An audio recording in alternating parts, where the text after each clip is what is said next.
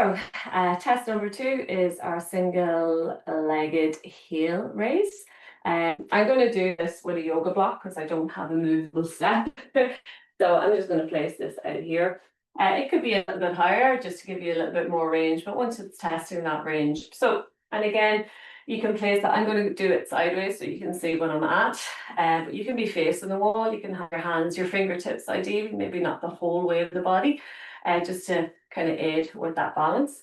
And so we're not really using the wall to get those heels lifted. We're literally just touching the wall for balance. And you might already have that balance, so you don't need it. For the test, we'll use the wall. So I'm going to start by testing, I'll test the bad foot for me.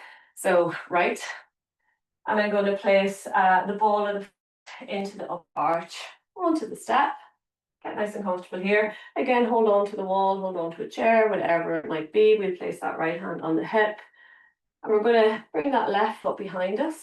Again, try not to arch too much into the body here. So we're still trying to keep that nice line, ear, shoulder, hip, knee, and ankle. And we're just going to move up for 3 seconds, 2 to 3 seconds, and then lower for 2 to 3 seconds. And up. And lower. And you're going to repeat that 15 to 25 times. So 15 being a pass, but ideally we're aiming for 25. Okay. I want you to look at the quality in the movement, so that range, how high we're getting that heel, how low we're getting that heel. I want you to notice if that heel is moving inward and outward. If our foot pronating inward, if our knee is dipping inward, if our hip is popping outward. So lots of tests here.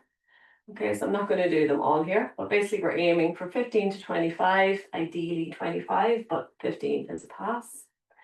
And then we'll do the exact same test on the other side. Actually a really nice way just to stretch.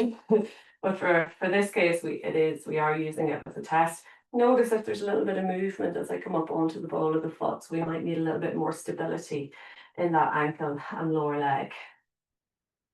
So again, this is testing strength and balance.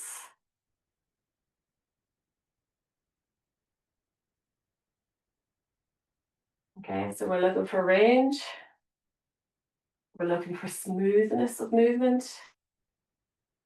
We're looking for foot collapse at either end. We're looking at hip drop. Okay, so there are that's our test, 15 to 25.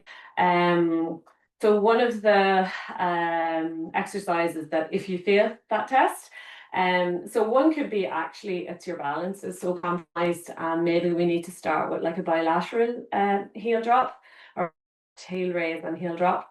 So in that case, you can start with both feet on the block, again, fingertips against the wall. Still, just make sure the bum's not popping out. So I'm kind of leaning into the wall, but I'm not relying on it. And again, so notice here, as you drop the heels, if the knees or the ankles are collapsing inward, a nice little hack for this one to help with not just the pronation at the ankles and the knees, but it's actually very much a hip stabilization that we're looking for here. So we're going to get a ball. I'm just using a little cork ball, but you could use a tennis ball, ideally a slightly smaller one, just so that we can fit it in between those heels. So it's kind of snug in there between the heels and the ankles. Ideally, you can take your time, and then we're going to work on those heel raises and dips. So this is a really great way of getting stability, not just into the lower legs, but also this is stabilizing our hips. So we're actually working even into our adductors, so our inner muscles there in the legs. Okay. There we go.